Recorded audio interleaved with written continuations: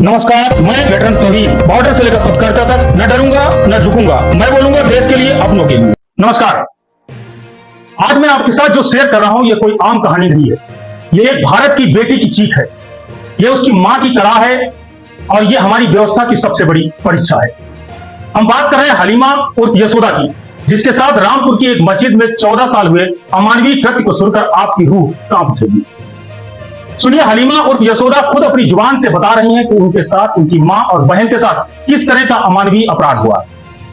यह बयान सिर्फ शब्द नहीं है, यह पूरे समाज की अंतरात्मा को झकझोर देने वाली गवाही है। हिंदू बेटियों के साथ के काफिर की बेटी है, मारो, ये मुंह में डालो, पीछे डालो, हमारे सीने नोच लिए। मैं मुसलमानों से पूछना चाहती हूँ, अरे तुम्हारी भरम की बेटी थी मैं, तो तुमने मुझे दुपट्टा क्यों नहीं दिया? मेरी आत्मा, मेरा शरीर नोच लिया, मुझे नंगा करके मारा, मेरे जिस्म से कपड़े नोच लिए गए। मैं वो औरत हूँ, मैं वो लड़की हूँ जिसका कोई भाई नहीं। मैं तो खुद लाश हूँ, तुम मुझे क्या मारोगे? इम्तियाज हुसैन, इरफान हाजी, चिट्टू। उस दिन मेरे साथ इन्होंने बलात्कार किया, मेरा रेप करता रहा इम्तियाज हुसैन। एक एक घंटे में आता था, मेरे दोनों हाथ पैर बांध दिए थे। मेरे ताऊ का बेटा लतीफ मौलाना, इरफान हाजी, जाकिर हुसैन, जाकिर अली, आसिफ अली ने मेरा रेप किया। मेरे 24 घंटे मेरे बदन पे एक कपड़ा नहीं था, मैं चिल्लाती रही, चीखती रही, मेरे कोई बचाने नहीं आया। पेशाब किया मेरे टैटू पे, मैंने भगवान शिव का टैटू बनाया, मुझे बेल्टों से मारा। मेरी कोई जगह ऐसी नहीं थी जो मुझे मार नहीं रहे थे। मेरे कान, मेरा आज तक आवाज़ नहीं ठीक हुआ है, ये मेरी गर्दन में आज भी मेरी आवाज़ बैठ जाती है। रुमालों से मेरा गला घोटा, मेरे जिस्म में मेरे ये घुटनों के गोश्त निकाल लिया यहाँ से। इस दर्द को सुनकर आपका गला भर आएगा। सुनिए उसकी मां का दर्द, जिस मां ने अपने बेटे की लाश देखी, उसी के पास खड़े होकर बलात्कारियों से उनकी आबरू लूटी। उस मां का बयान सुनकर कोई भी इंसान अगर चुप रह जाए तो वो इंसान कहलाने लायक नहीं। साहब, इन्होंने कही अपने भैया को बुला ले, अब तेरी इज्जत लूटेंगे हम, अब तेरी इज्जत लूटेंगे। मेरी 14 साल इन्होंने इज्जत लूटते रहे मेरी 14 साल। मेरे पेट से बच्ची हुई जुड़वा, इन्होंने मेरी बच्चियों को खत्म कर दिया। बलात्कार काम करते रहे उनसे भी और मुझसे भी। इन्होंने मेरे साथ बहुत जुल्म करा। जसाब, पप्पू ने, बबलू ने, चिंटू ने, छन्ना ने, इसके मामू ने, लतीफ ने, लहीक ने, बसात ने, लतीफ ने, लहीक ने, अरमाना, कायरा, नन्नी, बहुत जुल्म करे मेरे साथ। जसाब, मेरा दिल बेकार कर दिया। पप्पू ने मेरी आंखों के सामने गोली मारी मेरे भैया के, और मेरा भैया भी कहता रहा भूरी बहन का क्या होगा, भूरी बहन का क्या होगा। जसाब मेरा कोई नहीं है, अतीम हूँ मैं, अतीम हूँ। न सर है, छुपाने जगह है, न घर है, न जमीन है, सब जजात मेरी हो तो साथे।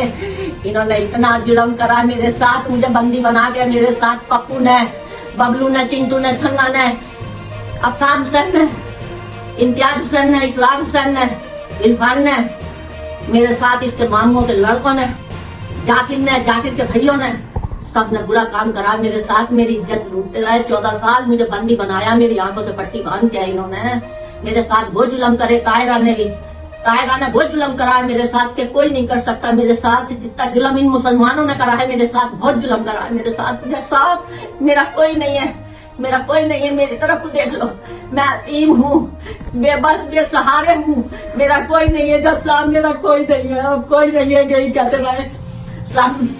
ये अब बुला ले अपने भैया को, कवर में से बुला ले। मेरे भैया के गोलियां चलाई, कवर पे मरा हुए की गोलियां चलाई, 25 फैर छोड़े मेरे भैया की कबर पे, 25 फैर छोड़े। इतनी कबर जला दी थी मेरे भैया की कि तेरा अजुआ भी हिला देंगे हम तुझे, मरा हुए को भी, इसमें भी कवर में भी चैन नहीं लेंगे। इतनी गोली मारी थी कवर में, राइफल की 2 नाली बंदूक की गोलियां मारी थी। सब कुछ हमारा था। 1-2 बोरी चांदी थी, 1 बोरी कट्टा था, सोना था हमारा, 100 देगा थी हमारी, सब कुछ ले गए। फोर्ड, ट्रैक्टर, ट्राली, सब कुछ ले गए हमारा। मेरी आंखों के सामने सब बातें कर दी इन्होंने, बहुत जुल्म कर। इस पूरे मामले में पुलिस और एसपी ने भी बयान दिया है। पुलिस कह रही है कि पीड़िता के बयान के आधार पर जांच हो रही है, सभी आरोपों को संज्ञान में लिया गया है। अब सवाल यही है, क्या ये जांच इतनी ही सख्त होगी जितना अपराध बड़ा है? खान साहब, सोशल मीडिया पर एक वीडियो वायरल हो रहा है जिसमें बेड पे कुछ तमंचे, कुछ उर्दू की किताबें और कुछ अश्लील वीडियो से कुछ नग्न सी तस्वीरें दिख रही है। क्या है पूरा मामला, ये क्या कार्रवाई की जा रही है? देखिए, इस वायरल वीडियो का संज्ञान लिया गया है। अब तक की जानकारी के अनुसार यह वीडियो रामपुर से संबंधित बताई जाती है। इस संबंध में क्षेत्राधिकारी नगर के नेतृत्व में एक टीम का गठन किया गया है, जिस टीम के द्वारा स्थलीय निरीक्षण किया जा रहा है और संबंधित वीडियो में जिनका फोटो है और जो अन्य चीजें जो दिखा, जैसा कि आपके द्वारा बताया जा रहा है, सभी का संज्ञान लेकर विधिक कार्रवाई की जा रही है। अच्छा, उसमें एक लड़की भी जो बोल रही है, उसमें क्या है पूरा प्रकरण? ये देखिए, ये जिनके बारे में बताया जा रहा है, जो आप जैसा बता रहे हैं कि लड़की के द्वारा बोला जा रहा है, तो ये रामपुर के रहने वाले हैं और इनके द्वारा जनपद रामपुर में अभियोग पंजीकृत कराए जा चुके थे पूर्व में, उसमें विधिक कार्रवाई भी की गई है और जो भी उनके द्वारा आरोप लगाए गए हैं उन आरोपों की गहराई से जांच की जा रही है। जांचोपरांत विधिक कार्रवाई की जाएगी। अभी तक पुलिस को कुछ चीजें ऐसी मिली हैं जिसको लेकर स्थिति साफ हो सके? कहाँ का ये वीडियो है, क्यों ये वीडियो बना है, क्या मकसद है? इस संबंध में क्षेत्राधिकारी नगर द्वारा जो जिस स्थान के बारे में बताया जा रहा था वहां जाकर के भ्रमण किया गया है, स्थलीय निरीक्षण किया गया है। वहां अभी जो वीडियो में दिखाए गए हैं वैसी कोई वस्तु प्राप्त नहीं हुई, लेकिन गहनता से उनके द्वारा छानबीन की जा रही है।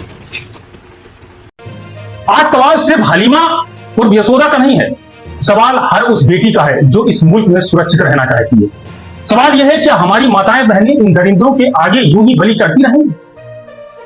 मुझे सिर्फ उम्मीद ही नहीं बल्कि पूरा विश्वास है कि भारत सरकार, उत्तर प्रदेश सरकार, मुख्यमंत्री योगी आदित्यनाथ जी स्वयं संज्ञान लेकर उचित कार्रवाई करेंगे।